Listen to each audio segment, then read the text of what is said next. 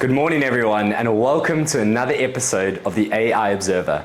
My name is Matt Whitmore, and today we're going to be running through how to create your own brand identity. So the first thing we're going to do today is open up Microsoft Designer.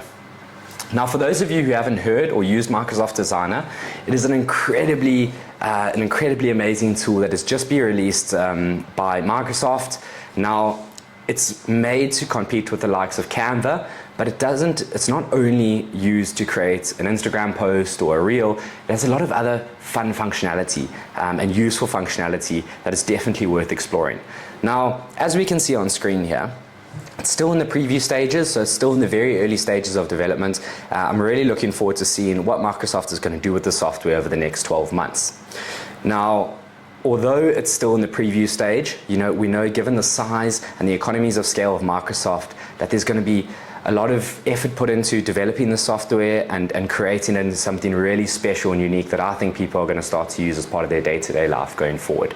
So let's dive straight in and have a quick look what Microsoft Designer has to offer. It's not just, as I said, there to create Instagram Reels or Instagram posts. It has a bunch of other functionality.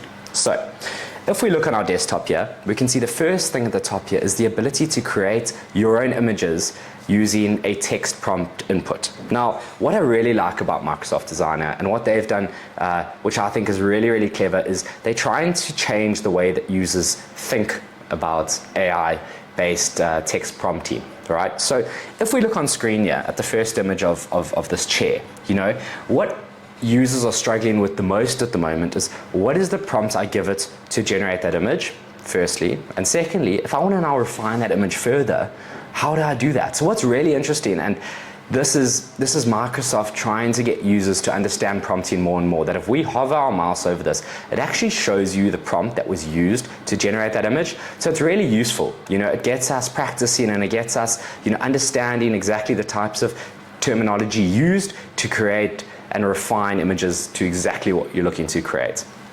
Now, some of the other useful tools that are available in Microsoft Designer, apart from the image creator, is removing useless things in your background. Now, myself, and I'm sure a lot of you, have been in a situation where you've got that perfect photo, but unfortunately there's someone standing in the background, or there's a car driving past, or there's some object that you're looking to remove. Now with Microsoft Designer, at the click of a button, you're able to remove that object and finally get your perfect photo.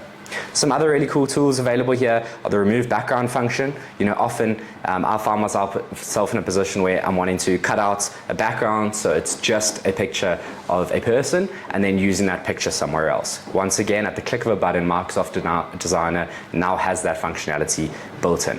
But today, we're going to focus on one specific tool, and that's the brand creator.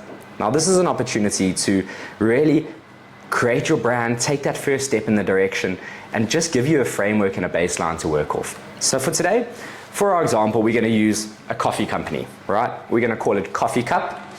So at the top here, all we do is type in Coffee Cup and we say, looking for a dark color scheme with a fun feel to it. Something very basic. Let's just see what this generates and we can go from there. So as you can see, the AI is now being initiated to take in the text that we've used, and as I said, you can get as descriptive, as in-depth as you want to really kind of refine the results that it's giving us. But for today, we've kept it very simple just to show you that you don't need to have all of the information. You don't have to have thought everything through in order to create this brand image. Something as simple as one line and a potential name for your company is all you need to get started. So look here, it's used the AI to generate a bunch of different template brand identities that we can scroll through and decide which one we want to use. I quite enjoyed this first one. It's kind of got that dark kind of coffee roast feel, but also some light fun feeling to it. So I'm going to go with that. So we just click on the brand that we want. And as you can see here, it's showing us the logo that we're going to use, the type of kind of voice, the brand voice, the fonts. It shows us exactly which fonts we can use. And then of course our color palette. So with this being said, we're going to go straight away and download the full brand kit. Now there we are, guys, in such a short space of time, with absolutely zero effort, just a thought, we were able to create a color palette, a logo, the text that we're going to use in the feel for our business, which is absolutely phenomenal. So now that this has been complete, I'm going to show you guys a few extra tools and an additional layer that I would go to really kind of refine this and take it to the next level. So the first thing we're going to do is we're going to open up PowerPoint. So let's open up a blank PowerPoint document.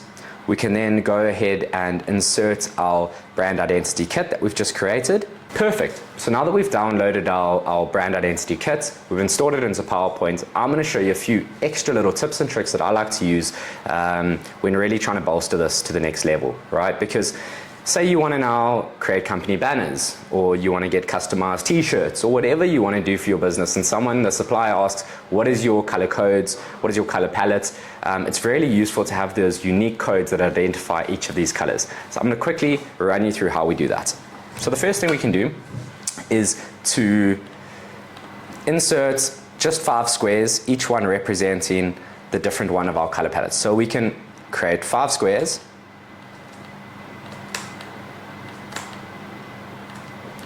like that. Let's get these aligned, and each of these squares we can now turn into each one of the 5 colors that represent our color brand.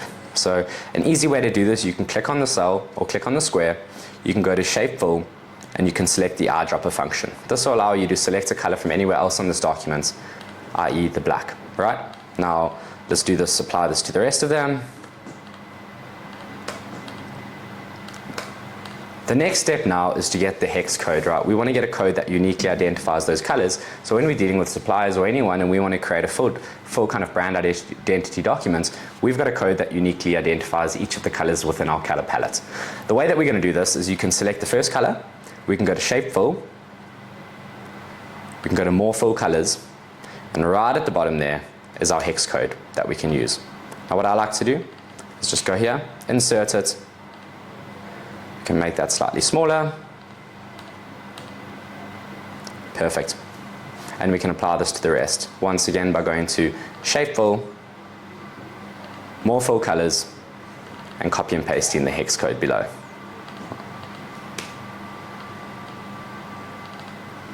Now this is an extremely useful tool to use, and taking this as a starting point, right? We now have a starting point for this document where we can go and create some further pages where we elaborate on the text that we use. We can elaborate on the color palettes that we use.